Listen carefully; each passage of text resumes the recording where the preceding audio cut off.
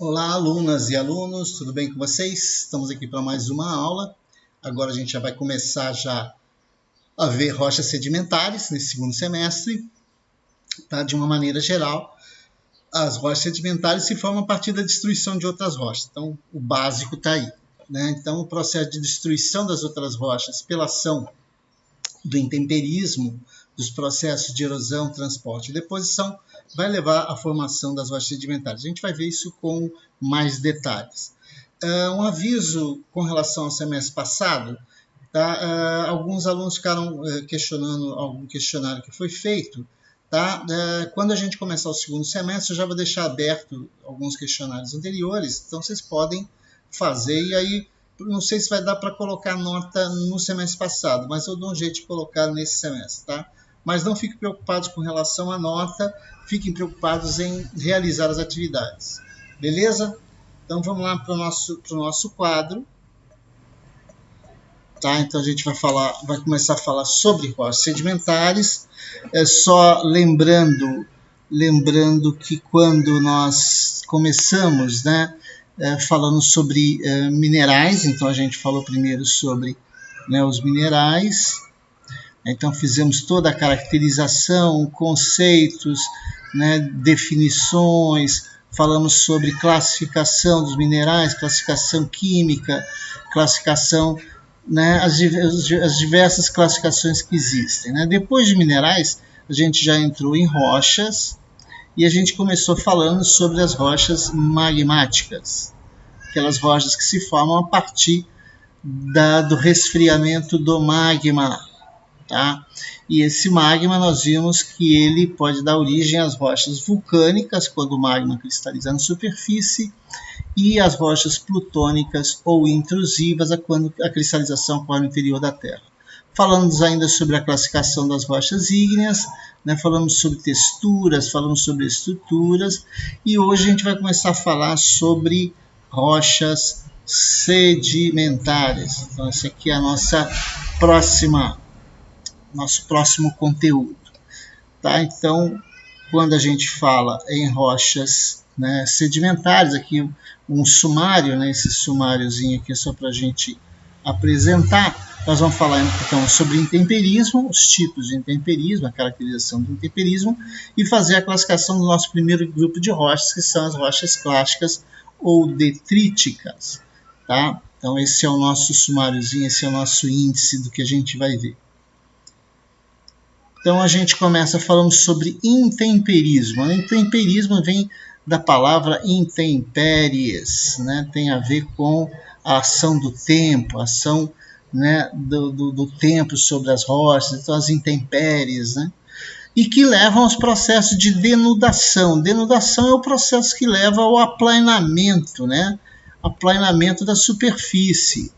Então as formas de relevo, né, são, né, elevadas, e os processos erosivos vão suavizando isso aqui até ficar totalmente plano. Então esse processo que leva à destruição, que leva, né, a essa denudação do terreno, é o que a gente chama de denudação. Então denudação, né, envolve esses processos aí. Basicamente a gente tem a desintegração física e a decomposição química. Que exemplo de, né, de um processo de desintegração física? A rocha toda se fraturando, provavelmente pela ação de variação de temperatura ou congelamento da água, né, que leva a esse processo aí. De uma maneira geral, a principal causa é a perda de estabilidade. Então você imagina, por exemplo, na superfície, né, e você tem um Plúton que se formou a, sei lá, 200 quilômetros de profundidade. Tá? E esse Plúton se formou aqui, né, a grandes profundidades, e isso aqui estava submetido a uma determinada pressão litostática, ou seja, o peso, né, das camadas superficiais, e a uma determinada temperatura.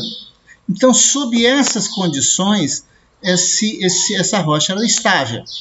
Os processos de denudação do relevo que vão levar à erosão vão chegar aqui, vai chegar num ponto em que nós vamos ter a superfície, esse material à superfície.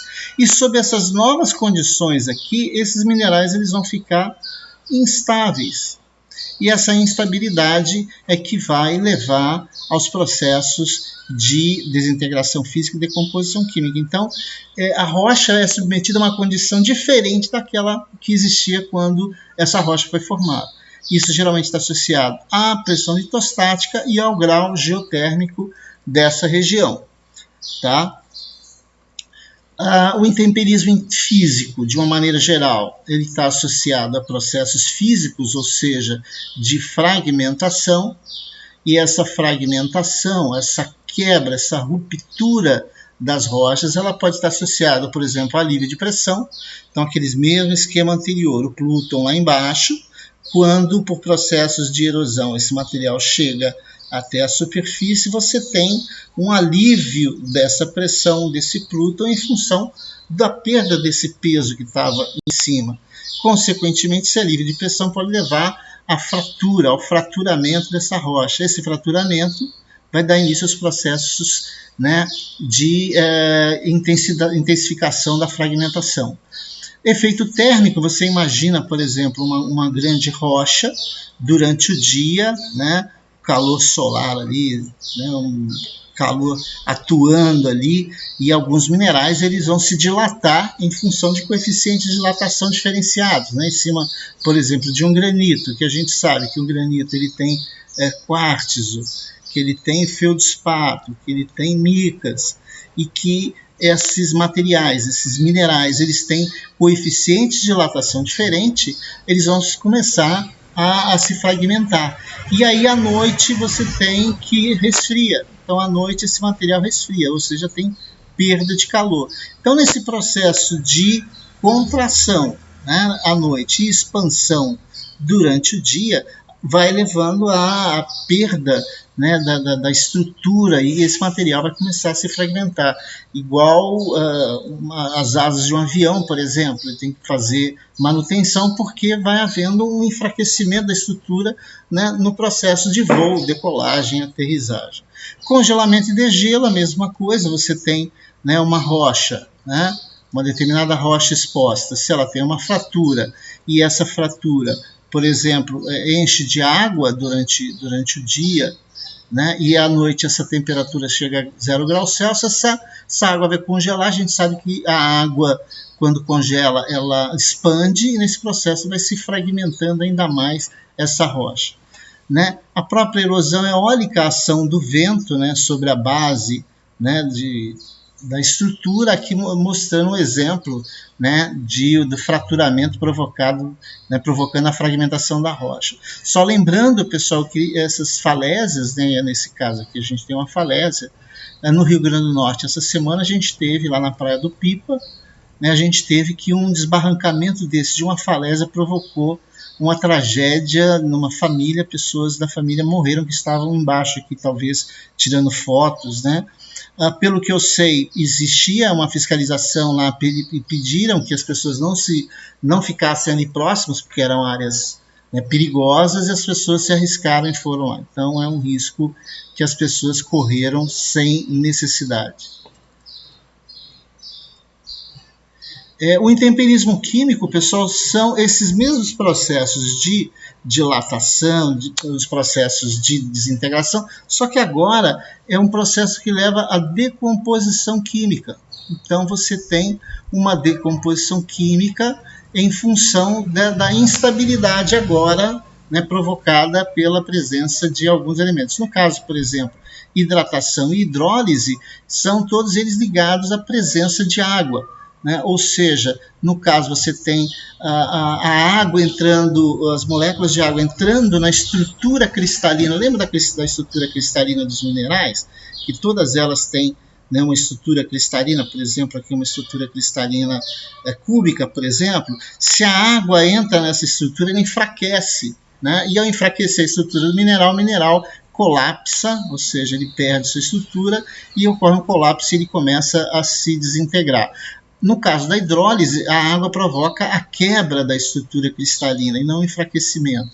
Outros processos aqui, como troca de bases e quelação, geralmente quelação está ligado à presença de ácidos, né? Oxidação em função de processos de transformação do ferro, né? E redução, também processo de carbonatação. Então, todos esses processos químicos que levam, né, por exemplo, né, os piroxênios aqui, né, você tem a separação da sílica e do ferro, né, nos processos de oxidação, ou seja, o contato com o oxigênio, seja ele dissolvido na água ou na atmosfera, né, esses minerais vão reagir com a água ou com o oxigênio e vão levar a redução ou oxidação e também carbonatação. Então, são todas reações químicas que vão enfraquecer ou colapsar a estrutura cristalina de alguns minerais que são mais suscetíveis a esse processo.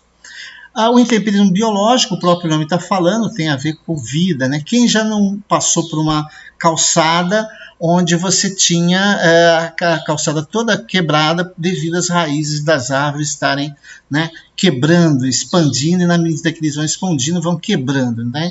Então, esse processo do temperismo biológico tem a ver com a ação de seres vivos, né? A presença de seres vivos nos processos de denudação.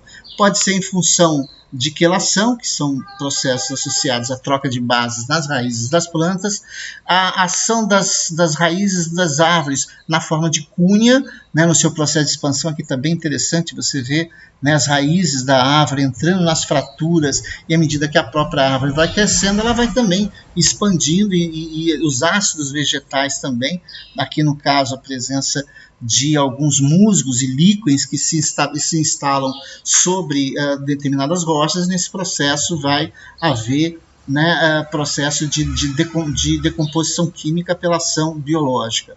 Escavação animal, desde a microfauna, né, quando a gente se refere, por exemplo, a micro-organismos, né, a mesofauna, quando a gente se refere a insetos, cupins, formigas, e até a macrofauna, por exemplo, né, tatus, alguns animais que perfuram o solo. Na mesofauna a gente tem a minhoca também, que é muito comum, né, um processo de aeração do solo. Então, nesses processos, toda a escavação animal atua junto com esses outros no processo de intemperização biológica das rochas.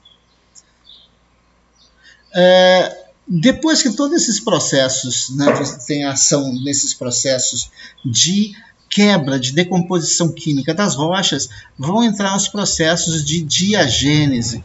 Quando a gente fala em diagênese, a gente está falando do processo de transformação do sedimento na rocha sedimentar, ou seja, de um material na forma, né, inconsolidada, sedimentos, fragmentos de rochas de diversos tamanhos, e nesse processo na medida em que esse material vai sendo compactado, ele vai formar uma rocha sedimentar formada de camadas, essas camadas resultantes do processo de compactação daqueles fragmentos que ficaram lá.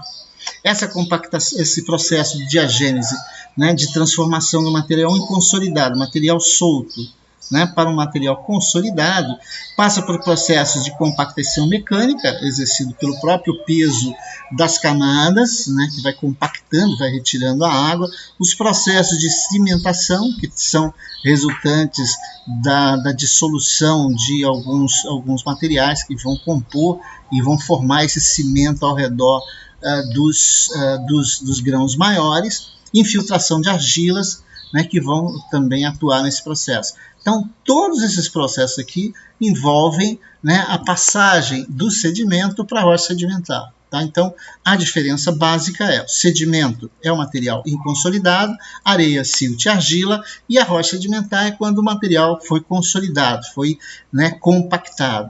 Então, aí a gente teria o arenito, argilitos, siltitos, conglomerados e outros tipos de rocha. É interessante que existem diversos recursos minerais que estão associados ao intemperismo, porque na realidade, quando você tem o intemperismo, você tem a remobilização de alguns materiais que acabam fazendo com que você tenha a concentração de outros, ou seja, você tira determinados elementos e acrescenta outros. Nesse processo a gente tem, né, por exemplo, o ferro. Você tem os processos de... Deixa eu ver o que eu fiz aqui. Onde você tem, por exemplo, o ferro remobilizando a sílica e concentrando o ferro de tapirita, ou seja, você tem, né, a hematita. O manganês, por exemplo, os carbonatos, a rodocrosita e os silicatos rodonitas, que vão formar óxidos ricos em manganês. O caulim, que é resultante do processo de alteração do feldspato. O alumínio, que é resultante do processo de formação da bauxita, está no mineral bauxita. Né? O nióbio, associado ao intemperismo sobre rochas alcalinas carbonatíticas. Então a gente tem todos esses fatores aí associados à formação de recursos naturais por processos de intemperismo.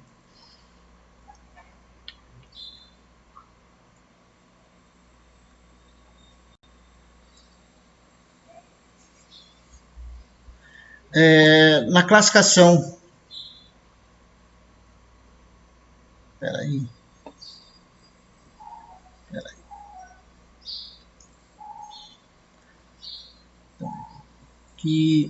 Voltamos aqui.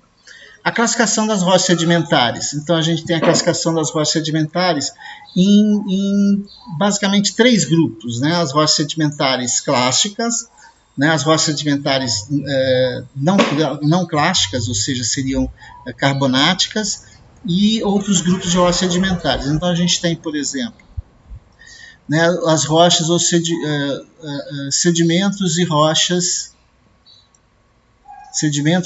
siliciclásticas, também chamadas de clásticas detríticas ou terrígenas, né? São aquelas resultantes de fragmentos de outras rochas, né? Por que elas são as mais abundantes? Devido à grande disponibilidade, né, de materiais, a sua durabilidade. Então você tem as rochas sedimentares clásticas, elas são mais duráveis, são mais estáveis quimicamente e possuem mais maturidade mineralógica. Então as clásticas representam o grupo maior de rochas sedimentares porque elas são resultantes direto da fragmentação de outras rochas.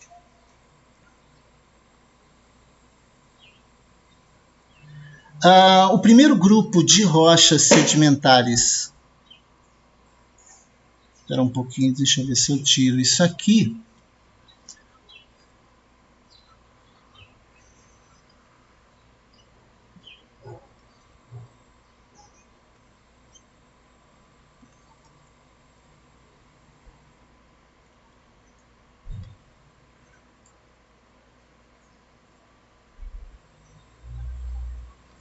Não estou conseguindo tirar isso, mas...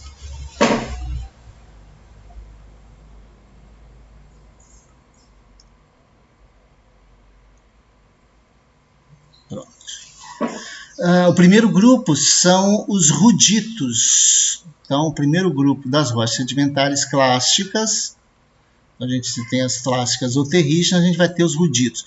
Ruditos vem de rude, de grosseiro, né? Então a palavra está associada a isso aí. São os materiais rudes, materiais grosseiros, também chamados de psifitos, que vão formar um grupo de rochas chamado de conglomerados ou brechas. Né? A diferença do conglomerado da brecha é que o conglomerado seixos são arredondados, enquanto que as brechas, os seixos, são mais angulosos. Então é essa a diferença básica desse grupo. Então, no caso das rochas dos conglomerados, né, então a gente vai ter essa característica de você ter os grãos maiores, que a gente chama de arcabouço, né? Depois a gente tem a matriz, que é o material mais fino, depois a gente tem os poros, né, e o cimento, que vai unir isso aí. Nesse caso aqui o cimento parece ser o cimento silicático. Geralmente está associado aos fragmentos com mais de 2 milímetros de diâmetro. Tá? Então, no processo de gênese, você tem aí o arcabouço, a matriz e o cimento. possui uma variação granulométrica muito grande, então você vê que tem a matriz, você tem praticamente areia, fragmentos do tamanho areia, e os grãos maiores seriam seixos, né? Podem ser de apenas um grupo de minerais ou rocha, então mono, ou de vários minerais, de vários tipos de minerais ou rochas. Os ruditos ele ainda podem ser classificados como intraformacional, intra quando ele é formado de materiais da própria bacia e da bacia sedimentar, tá? Ou quando ele vem de fora, então a alóctone é de fora, está associados a material que vem de fora da bacia. Então, forma que a gente falou de conglomerados e brechas, a diferença é que nos conglomerados os seixos são arredondados, nas brechas os seixos são angulosos. Então, você tem essa diferença. Quando você tem um ortoconglomerado ou uma ortobrecha ou um ortoconglomerado, é que ele é suportado pelos clastos maiores. Então, geralmente, os clastos se tocam, seja arredondados, então você tem a matriz, né, mais fina, mas os clastos maiores eles se tocam. Clastos aqui, pessoal, clastos eu me refiro aos fragmentos, né, aos pedaços maiores. Então, por isso que clásticas, né, também. Quando é para brecha ou para conglomerado, é suportado pela matriz. Então, você tem, né, os seixos, né, o arcabouço mais afastado, e quem sustenta a rocha é a matriz e não os fragmentos. Então, aqui você tem a matriz predominante. Fanglomerados está associado a tipos de conglomerados que se formam na base de montanhas, formando leques aluviais, né? É um tipo de conglomerado diferenciado, né? Os arenitos ou psamitos, aqui você já tem uma diminuição do fragmento, ou seja, vai de 2 milímetros a 1 sobre 16, que isso aqui dá 0,02, se não me engano, milímetros, não vou calcular isso aqui agora.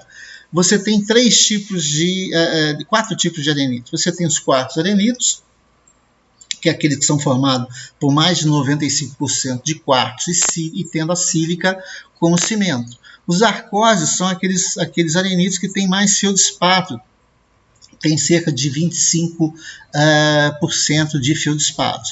E os arenitos líticos, esses líticos aqui vem de litos, que vem de rocha, tá? Em que você tem 25% de fragmentos de rocha, ou seja, não é fragmento de mineral, né? No caso aqui, seja o quartzo ou o feldspato, mas você tem de rochas, geralmente de rochas muito finas, que tem uma granulação muito fina, como os basaltos, que são rochas vulcânicas, né, que cristalizam a superfície, são bem finas, né?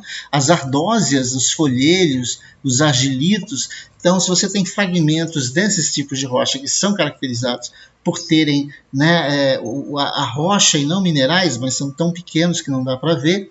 E quando você tem grauwacas, que seriam arenitos mais mal selecionados. Então você tem aqui, são arenitos de cor cinza, compostos de grãos de vários tamanhos de areia, e uma matriz mais pelítica. Pelítica que vem de pelitos, que significa material mais fino, né? Ou seja, silt e argila. As grauwacas geralmente são de origem marinha, né?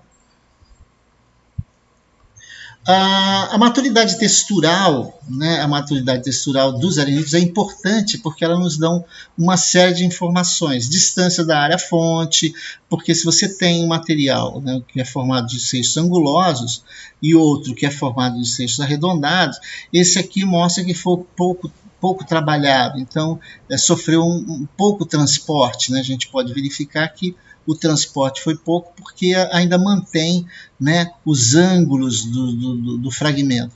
E esse aqui você tem os seixos arredondados porque ele provavelmente ele foi sendo destruído pelo transporte, né, o desgaste provocado pelo transporte.